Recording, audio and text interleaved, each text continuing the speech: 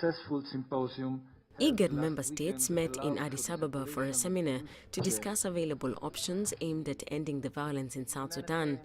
Members, however, failed to agree on whether to impose sanctions on the warring parties due to varying economic interests the countries have in the world's newest country.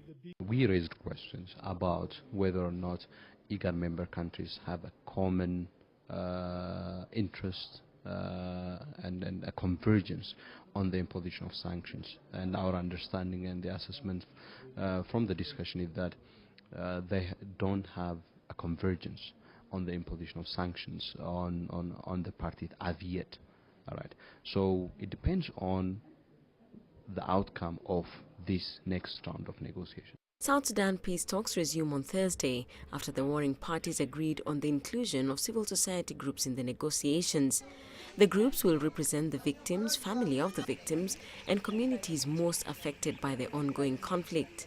The next round of negotiations is going to be crucial in terms of also us finally and conclusively being able to tell whether or not IGAD countries would overcome their divergent interests because they have, some of the countries have the assets and financial interests of some of the leadership in their own jurisdiction, and therefore without them cooperating and actually enforcing the sanctions regime, it wouldn't be effective. Many hope that the fresh round of talks will result in tangible and concrete steps towards permanent, lasting and sustainable peace in South Sudan.